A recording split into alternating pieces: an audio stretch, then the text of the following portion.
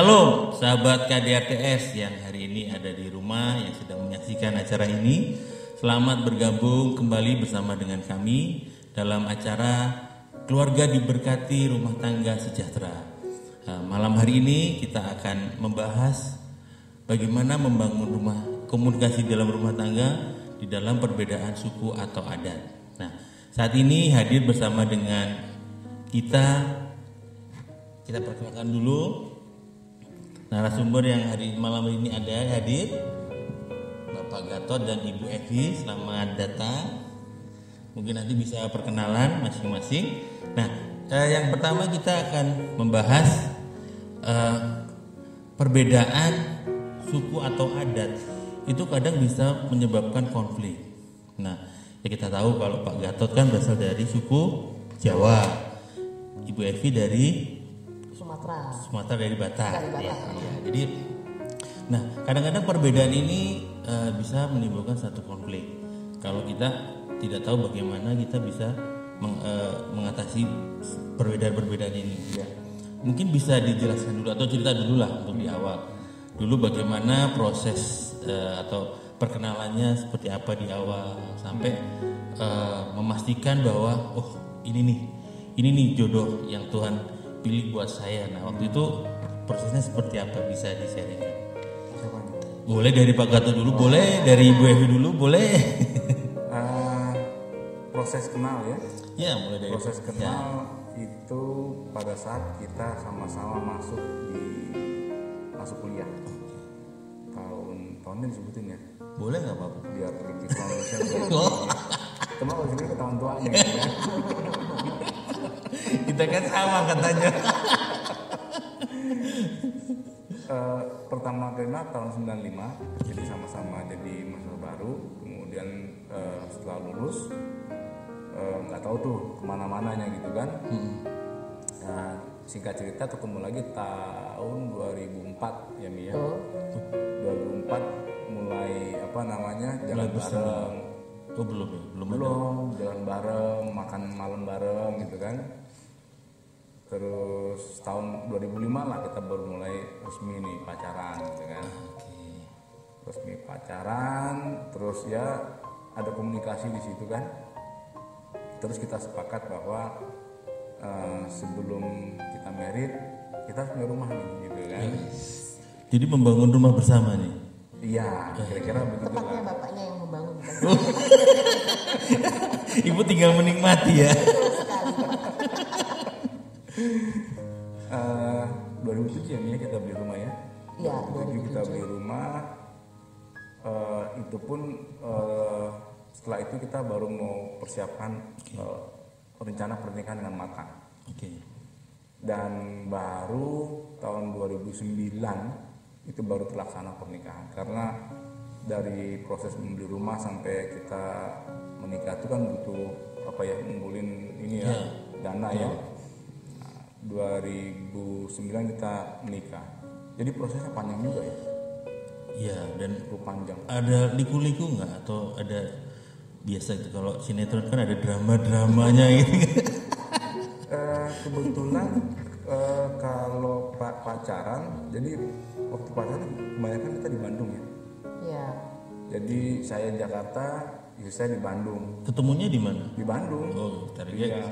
Saya kalau pagi-pagi tuh subuh minggu itu mesti jemput dia ke Bandung, terus kita gereja di Bandung. Terus makan, sorenya saya pulang ke Jakarta. Penuh perjuangan ya. Iya, berat. Nah, jadi setelah proses itu kan biasanya pada saat awal itu menerima Pak Gatot itu, pada saat Pak Gatot mulai menyatakan serius itu dari Bu Evi sendiri apa sih yang dilihat gitu sampai akhirnya mau menerima Pak Gatot ini sebagai pacar waktu itu? Jadi sebenarnya kalau kita bukan orang yang baru ketemu, karena kita kan memang dari tahun 95 itu sudah sama-sama kuliah. Tapi di kuliah tuh belum ada perasaan sama sekali? Belum. Karena kan di kuliah itu kita ikut di UI POI itu ada namanya Persekutuan Oikumene-Civitas Akademika, di mana POSA, di mana situ kita sama-sama berada di dalam tim media. Ya, jadi Bapak ini bukan orang baru buat saya. Jadi kita sudah sama-sama mengenal, sama-sama kuliah. Singkat cerita saya selesai duluan. Kemudian saya melanjutkan kuliah saya di Jogja.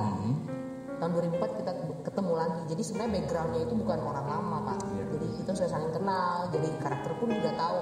Nostalgia lah 2004 ketemu teman kuliah lama dulu di Depok gitu ceritanya. Gitu. Jadi ya kalau karakter sudah kenal tipis-tipis lah, Pak. Nah, itu mulai dari pertemuan pertama sampai akhirnya jadian itu berapa lama prosesnya? Berapa bulan kah atau setahun ya? Oh, setahun. Ya, maksudnya yang setelah lulus kuliah ya? Iya, setelah. Jadi pada saat kan lulus kuliah terus masing-masing kan kemana-kemana akhirnya ketemu lagi terus sampai akhirnya jadian itu setahun aja kira-kira ya? Iya, sebenarnya mungkin karena kita sudah pada saat dipertemukan itu kan sudah mature ya Pak ya. Jadi maksudnya pertemuannya itu bukan kayak anak SMA lagi yang ngobrol. Tiba-tiba ya udah by the day langsung udah sama-sama gitu. Ya terus ngomongnya sudah lebih ke arah ya sudah karena kita sudah usia bukan muda lagi. Jadi komitmen yang dibentuk itu sudah jatuhnya ya udah arahnya ke menikah. Seperti itu Pak. Nah ini sih yang apa yang mungkin bisa jadi pelajaran juga buat teman-teman yang saat ini menyaksikan ya, bahwa yang perlu di awal itu untuk kita memulai satu hubungan yang serius itu ya mungkin dengan memastikan bahwa sudah bekerja karena kan itu sangat-sangat penting ya kan. Nah nanti setelah itu baru kita bisa memikirkan hal-hal yang lain. Nah kalau dari parameter nih sampai dulu memastikan Pak Gatot itu benar-benar orang yang tepat buat saya. Nah itu apa aja tuh? Boleh ada nggak? Atau dulu udah punya? Oh saya kriteria saya tuh seperti ini. Nah biasanya begitu udah ketemu orang terus cocok, ternyata sifatnya cocok. Nah dulu seperti itukah atau dari pertemanan dulu nyambung terus kayaknya nih orangnya seperti yang saya mau, seperti itu atau ada hal-hal yang lain? Kalau saya waktu itu sudah nggak melihat karakter karena kita kan sudah kenal ya Pak. Justru saya memutuskan mendesain bahwa dia adalah a part of my life itu karena saya ngelihat dia adalah sosok orang yang sangat bertanggung jawab. Karena dari sisi bertanggung jawab dari artinya pekerjaannya juga bagus gitu, secara finansial juga artinya kalau saya menikah juga tidak membuat jadi saya susah gitu kan Pak. Artinya tidak lebih. Tapi buat saya bahwa pasangan itu harus sama-sama seimbang. Sehingga ketika kita seimbang artinya kita mempunyai satu visi yang sama. Nah disitulah saya melihat bahwa secara karakter di belakang itu dalam segi pekerjaan dan secara tanggung jawab saya melihat sosok beliau adalah orang yang tepat buat saya. Sehingga saya we gotta married. Jadi beberapa poin yang bisa kita ambil tadi adalah yang pertama bahwa laki-laki itu sebelum memulai untuk hubungan yang serius itu harus sudah mempunyai pekerjaan. Karena itu merupakan bekal untuk membangun rumah tangga kan, karena kita yang namanya uang ya kita butuh uang untuk membangun, tapi itu bukan segalanya, tapi segalanya butuh uang gitu. Betul. Karena pada dasarnya basic pernikahan selain kita memang pernikahan secara Kristen yang kita memang mengandalkan Tuhan, bahwa setelah perjalanan 11 tahun pernikahan saya melihat bahwa yang paling basic membuat orang konflik itu adalah ekonomi Pak. Jadi hal yang sepele itu bisa menjadi masalah. Sehingga menurut saya bahwa ketika orang decide untuk menikah, yang penting adalah ketika dia sudah mengenal Tuhan itu adalah harga mati. Tapi di balik itu semua adalah baik pasangannya maupun dirinya juga secara finansial harus settle. Sehingga itu tidak menjadi problem di kemudian hari ketika mereka menikah gitu Pak. Jadi nggak cukup hanya dengan cinta ya. Karena begini Pak, ini sih apapun itu pekerjaannya gitu ya Pak ya. Dalam artian membangun hubungan sebelum kita menikah itu sih gampang aja ngelihatnya. Jadi pada saat kita pacaran gitu katakanlah, yang terjadi apa di dalam pacaran? Apakah kita sering diskusi untuk masa depan kita, atau hanya menghabiskan waktu buat berdua aja senang-senang yang nggak karuan gitu kan kelihatan di situ kan. Oh, ya, betul. Kalau kita ketemu terus diskusi gimana kita ke depannya gitu kan, kapan kita married, kapan kita punya rumah, ya kan, terus nanti bagaimana pengaturan dan sebagainya. Nah itu kan serius arahnya gitu kan. Tapi kalau cuma yuk kita jalan ke sana makan terus selesai gitu kan, nggak jelas gitu kan. Just for fun aja, Pak. Ya, just for fun aja, jadi gitu kan. nah itu yang jadi nggak ada visi ke depan seperti apa. Jadi makanya kalau udah ada kita udah siap dari sisi ekonomi tadi, kita udah ada pekerjaan, nah baru kita bisa memikirkan hal-hal ke depan yang rencana-rencana ke depan seperti apa. Dan waktu itu juga dalam proses pacaran kita sepakat ya bahwa kita sebelum married itu kita harus punya rumah dulu. Itu udah kesepakatan berdua gitu. Jadi kalau belum punya kita delay dulu, kita pending dulu sampai kita punya rumah. Sebenarnya itu tidak perlu ditiru oleh pasangan-pasangan lain. Itu jangan itu, karena itu akhirnya apa ya? Orang bilang jadi telat gitu ya. Tapi itu mungkin bisa sebagian dari komitmen, mungkin ya bisa dikatakan gitu ya. Ya, karena saya juga beberapa lihat di TV atau di YouTube ya, untuk membuktikan keseriusan mereka. Nah mereka biasanya mempunyai satu komitmen tertentu. Memang tidak harus seperti itu. Tapi masing-masing orang kan tahu setelah berkomunikasi gitu. Ya, jadi makanya tahu apa yang harus dilakukan ke depan. Nah jadi sudah 11 tahun perjalanan pernikahan. Nah, pada saat setelah menikah itu ada nggak sih konflik-konflik yang biasanya kan kaget nih? Dulu pada masa pacaran kan itu belum keluar tuh aslinya. Kita hanya mungkin tahu 15% atau 25% dari. Nah, begitu menikah itu sempat ada hal-hal yang bikin kaget nggak? Ternyata dia seperti ini. Hal-hal yang kayaknya saya ngeliat Bu Evi ini pendiam tapi ternyata aslinya yang kita banyak banget. Ternyata dia nggak bisa masak. Cuma begini Pak. Ya mungkin ini mungkin ya karena kita berlatar belakang pendidikan yang sama atau dididik bersama gitu ya, dimana dalam proses pendidikan itu kan kita dilatih untuk RDU gitu kan. Itu buat jadi masalah. Gitu ya. Karena kalau RDU ya udah hebat semua gitu kan. Oh ya kan, Bapak yang dulu ikut lomba debat di kampus ya. Atau biasanya kalau orang himpunan gitu ya. Kalau di kampus ya. Kadang-kadang masalah sepele bisa jadi besar karena masing-masing gitu. Banyak Pak. Nah, di saat terjadi konflik itu yang punya inisiatif untuk bikin cooling down atau bikin suasana jadi cair lagi. Nah, itu dari masing-masing atau banyak setelah istri saya. Oh gitu ya. Tetap ya.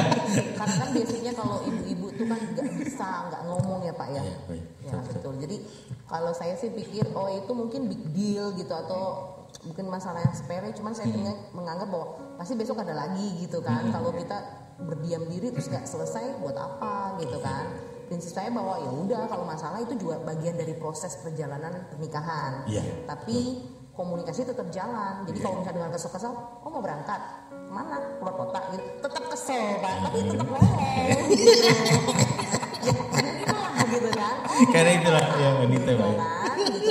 Cuman figur background kita karena saya memang dari keluarga Sumatera yang notabene bicara kan lebih strict to the point. Ya, strict to the point. Jadi kalau misalnya Bapak itu kan lebih orang Jawa lebih halus mungkin ya Pak ya. Jadi saya belajar bahwa bagaimana begitu beliau tidak suka sebenarnya saya udah tahu, nggak perlu ngomong, udah tahu lama-lama gitu ya Pak ya. Terus kalau berkomunikasi yang paling Bapak lebih cepat berkomunikasi kalau misalnya lagi berantem, lagi nggak cekcok, terus beliau besok mau berangkat, pasti itu ngomong Pak gitu.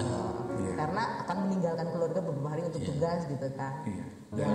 Karena kalau ninggalin keluarga dengan posisi konflik nggak tenang juga ya. Betul. Rasanya nggak enak gitu.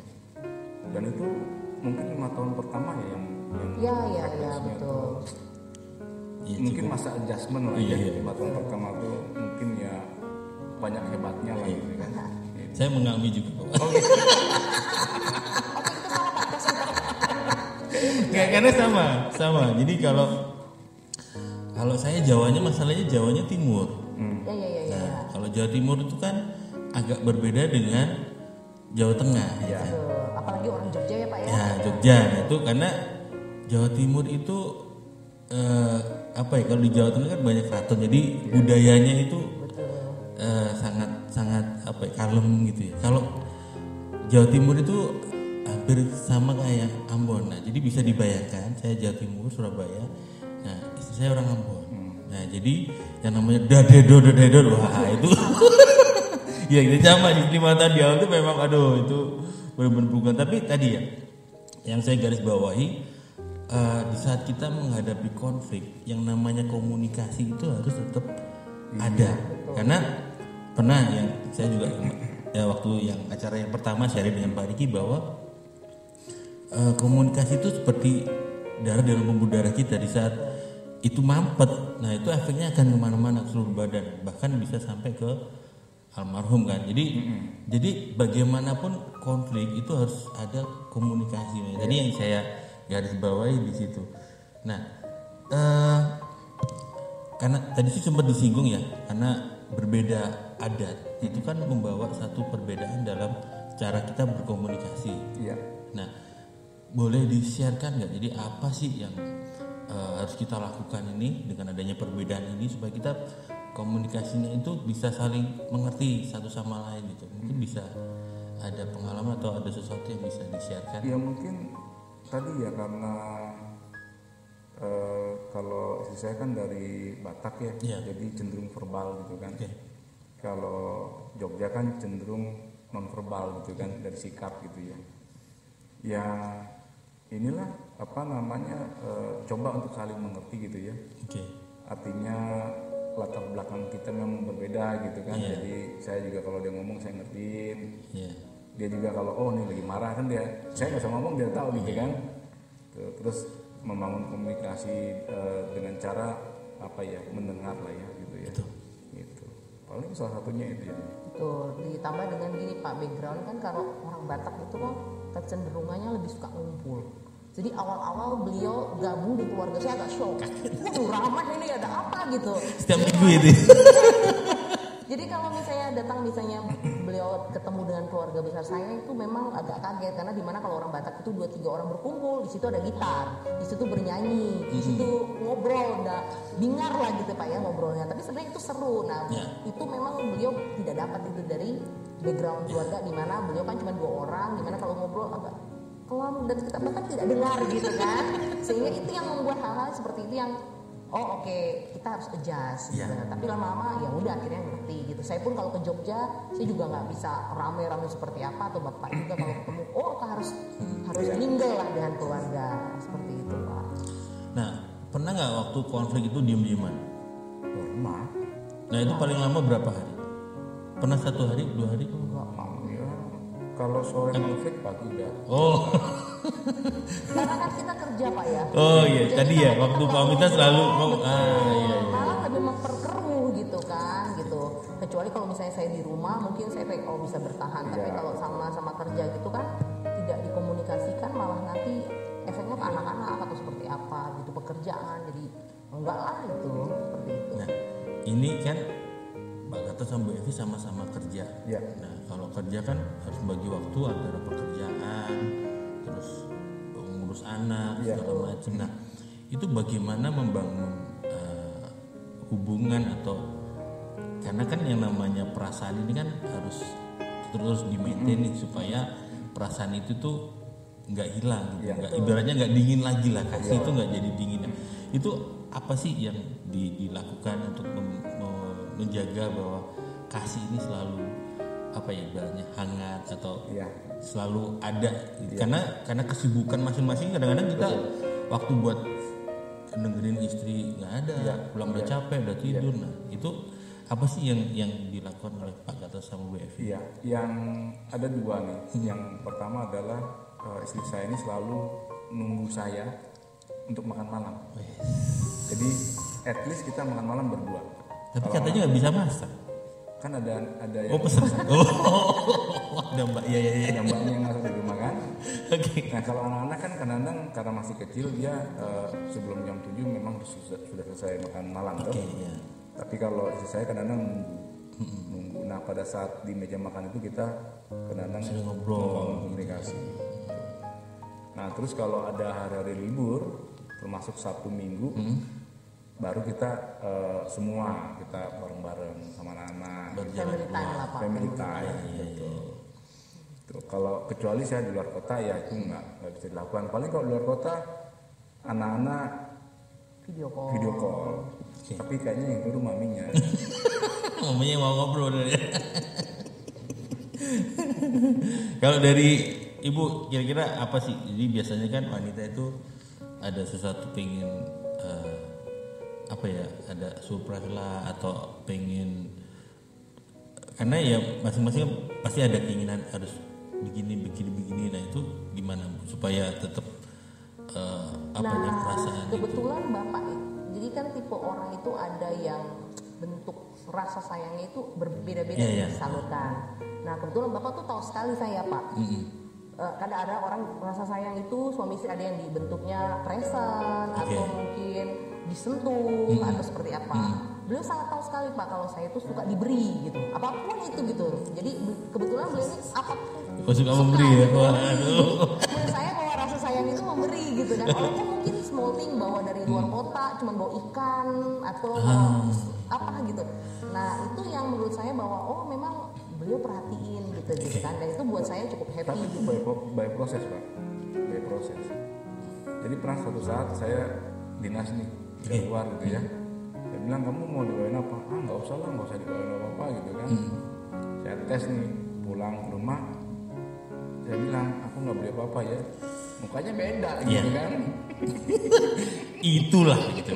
Itulah wanita. Bilangnya sih nggak apa-apa gitu. Iya. Mukanya beda gitu. Nah itu dari situ by proses saya tahu nggak bisa gitu kan. Iya sama. Saya karena beberapa kali kayak gitu Pak. Saya pernah gitu ya.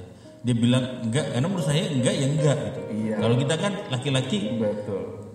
Butuh apa? Enggak butuh apa-apa. Oh ya udah enggak. Kita udah enggak, berarti saya enggak perlu bawa apa-apa. Nah, terus nyampe rumah terus ada sesuatu. Nah, itu yang kadang-kadang saya sama istri tuh jadi kamu gimana sih lu enggak tahu loh. Kan aku udah nanya. Katanya kamu enggak. Nah, saya sampai sering saya bilang gini, aku bukan dukun ya. Aku nggak bisa nebak isi pikiran kamu apa. Jadi kamu ngomong gitu supaya, karena semua itu kita bisa tahu karena adanya komunikasi tadi ya. Jadi makanya buat pasangan yang di rumah juga bahwa komunikasi itu sangat penting dalam membangun hubungan rumah tangga. Nah, terlebih lagi tadi ya, jadi kita harus mengerti apa sih yang kebiasaan istri atau suami kita itu seperti apa. Betul. Itu yang harus diperhatikan, hal-hal yang kecil. Ya tadi contoh memberi nggak harus sesuatu yang mahal, yang mewah, hanya dibawain. Mungkin kalau dari Semarang bawa ikan bandeng, betul. Terus lumpia. Tapi dengan begitu kan enggaknya ternyata diperhatiin ya. Gitu ya. Hal-hal itu yang mungkin orang nggak sepele, tapi itu tuh kalau seseorang menerima dengan hati yang senang itu akan membangkitkan perasaan-perasaan yang luar. Karena kan saya pikir gini Pak, dengan kesibukan pekerjaannya kok masih sempet-sempetnya gitu kan. Artinya memang buat beliau di luar kota tetap memprioritaskan keluarga atau at least mengingat saya lah gitu. Iya, masalah diingat pada saat nunggu pesawat di bandara. Jadi belinya di itu ya, di airport ya langsung. Memang capnya airport semua. Oke. Nah, sekarang ini sedikit intermezzo ya. Jadi nanti dijawabnya harus sama-sama nih. Jadi nggak nunggu-nunggu. Jadi langsung nih. Jadi ini sebentar. Ya, ini ada tes kekompakan. sedikit aja sih. Ini ada door prize-nya ya Pak ya? Nanti minta Pak Wakil Gembala. Ya, jadi siap. Oke, yang pertama ya. Nanti sebutnya langsung. Begitu saya bilang 1, 2, 3 langsung disebut. Oke. Yang pertama adalah ukuran sepatu suami. Ya, oke. 1, 2, 3. 42. Bagus. Selanjutnya ulang tahun anak yang pertama. 1, 2, 3. 12 Desember. 12. Wah, tanggal cakep ya. Jadi lama. Yang ketiga, tanggal perkawinan. 28 November 2009. Oh, oke. Masih hafal semua. Bagus. Sekarang terakhir. Di mana tempat pertama kali ngedate? Lapo Bandung. Oh, enggak bareng, harusnya di sama-sama. Ini lupa. Yang satu lupa tapi oke lah. Jadi ingat ya. Di Lapo ya. Jadi Lapo. kita family yang suka makan. Iya. Oh, Kebetulan kita sama-sama ini. Oh, biasa sama ya? Makan ya. Badan nggak bisa bohong lah. iya. Makanya tadi sebuah segala sesuatu cepet cair ya. Iya. Iya. Karena begitu konflik bla bla bla, ayo udah kita ke Lapo. Oke. Kita selesaikan semua. Selesai di Lapo. Oke. Ya, jadi next kita ada pertanyaan selanjutnya sebentar ya. Bukan udah habis. Masih banyak Pak. Kita selesai sampai jam 10 malam Pak. Ada 2.500 pertanyaan. Ya, ini sih pesan-pesan yang perlu kita sampaikan ke teman-teman yang saat ini menyaksikan acara ini, baik yang mungkin saat ini lagi ingin merencanakan pernikahan. Nah, dengan adanya perbedaan itu apa yang harus dipersiapkan, terus apa yang harus dilakukan dengan adanya perbedaan ini. Nah, mungkin juga setelah menikah itu tadi sih kita sudah ada beberapa poin yang sudah digarisbawahi bahwa yang pertama tadi adalah komunikasi. Terus yang kedua adalah kita berusaha mengerti pasangan kita. Yang ketiga ya kita memberi meskipun nggak perlu mewah tapi itu sebagai bentuk kasih sayang kita kepada pasangan kita, sebagai bentuk penghargaan. Nah, mungkin ada pesan-pesan buat teman-teman saat ini yang menyaksikan dari Pak Gatot dan Bu Evi, karena kita rindu dengan acara ini kita dapat memberkati banyak pasangan yang akan menikah maupun yang sudah menikah. Kalau saya sih cuma satu nih Pak. Ikut BPN dengan serius. Kenapa begitu? Karena di BPN nih kita diajari bagaimana mengatur ekonomi rumah tangga. Bimbingan pranikah ya. Bimbingan pranikah. Ya. Manajemen konflik rumah tangga. Ya. Semua ada di situ. Hal yang belum pernah kita pikirkan sebelumnya, yang nggak dapat di kampus, yang dapat dimanapun, di BPN diajarin semua. Mulai dari seks, ekonomi, konflik, manajemen, gitu kan, semua ada di situ. Jadi dulu pada saat saya mau mulai BPN, saya malas banget. Buset, panjang amat proses itu ya. Dulu zaman kita 3 bulan ya? Iya 3 bulan. 3 bulan Pak. 3 bulan kan ya? Iya 3 bulan. 3 bulan. Itu pun seminggu sekali ya? Pulang kantor capek-capek Iya. gitu kan. Sama. Iya. Oke. Nah itu di situ banyak sih informasi-informasi yang tolong udah diperhatikan. Iya. Itu kayaknya lebih tepat untuk diserap gitu ya, Iya. daripada saya ngomong gitu kan. Karena di situ benar-benar kita diajarin kalau konflik nih harus mengambil sikap seperti apa gitu kan. Terus manajemen ekonomi, manajemen konflik. Dan dulu uniknya di kita waktu BPN dulu ada psikotes ya. Yes. Ada psikotes di BPN dulu, ada psikotes di akhir BPN tuh. Terus ya ini sih cuma games aja gitu ya. Dilihat kira-kira Karakternya cocok kan? iya betul, karakter kita tuh persamaannya apa, ya kan, perbedaannya apa, terus yang saling komplement yang mana gitu kan. Nah itu bagus juga buat di review sama kita gitu, ya kan. Nah terus mengenai perbedaan latar belakang budaya, yaitu harus dipahami bahwa itu berbeda. Iya.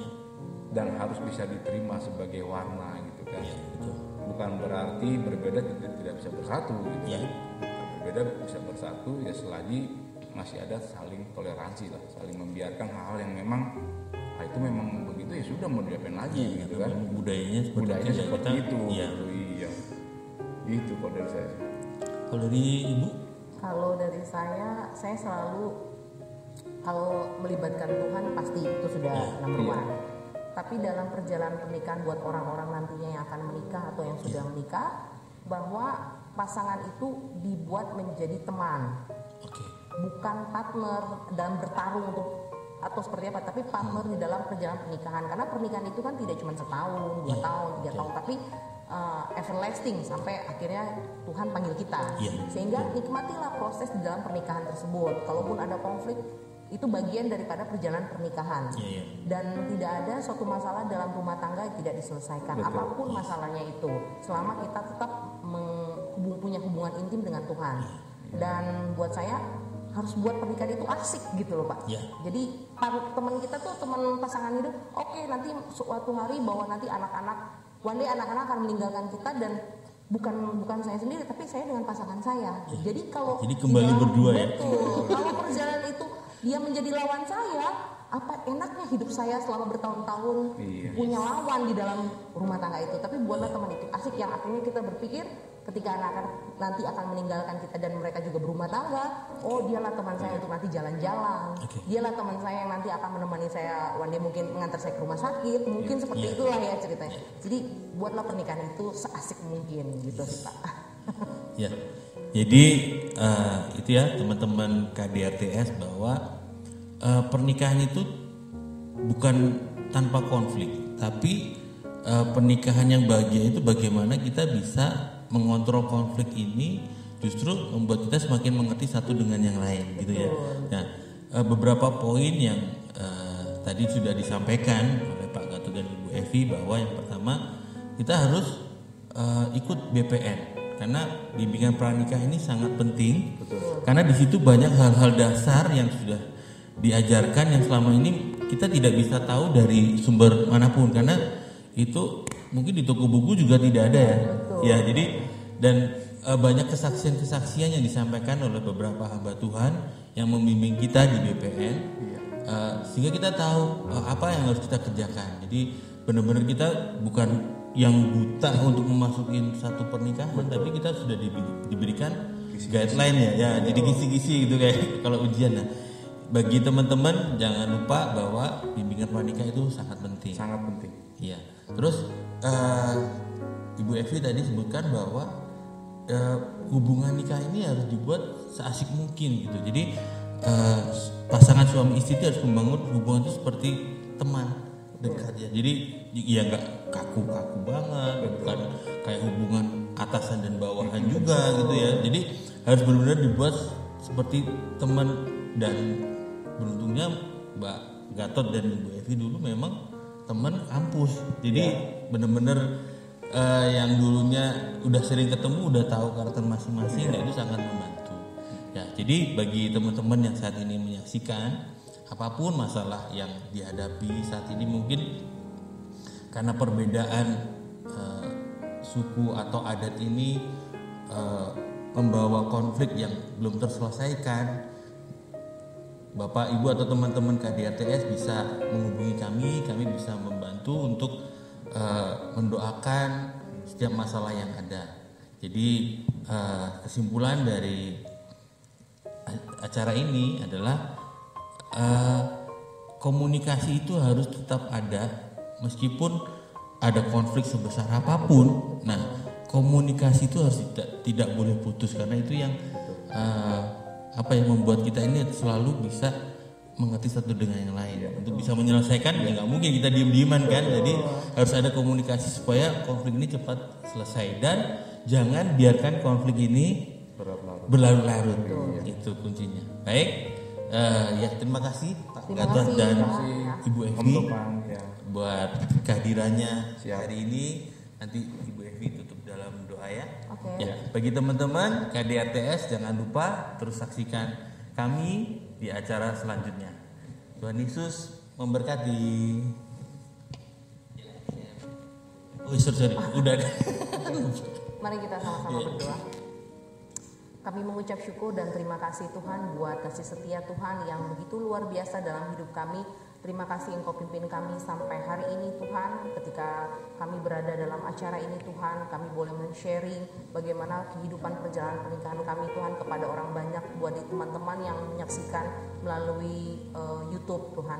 Kami percaya Tuhan, biarlah ini menjadi kesaksian bagi teman-teman, biarlah itu menjadi membawa berkat buat teman-teman yang menyaksikan Tuhan, dan kami juga bisa menjadi dampak Tuhan bagi teman-teman yang menonton YouTube. Kami berdoa juga buat semua anak-anak Tuhan yang mendengar dan melihat YouTube ini Tuhan, kami percaya Engkau akan memberkati mereka, baik yang mereka akan menikah nantinya Tuhan, dan mereka akan mempersiapkan pernikahan, bahkan yang sudah menikah Tuhan. Kami berdoa ketika ada masalah, ada konflik, kami percaya Tuhan ada di tengah-tengah mereka Tuhan, sehingga apapun yang mereka hadapi, kami percaya Tuhan Yesus mereka dapat menyelesaikan itu Tuhan bersama dengan Tuhan Yesus. Terima kasih Tuhan, terima kasih. Kami mengucap syukur buat hari yang indah ini Tuhan. Kami percaya kami semua sudah diberkati. Hanya di dalam nama Tuhan Yesus kami berdoa. Haleluya.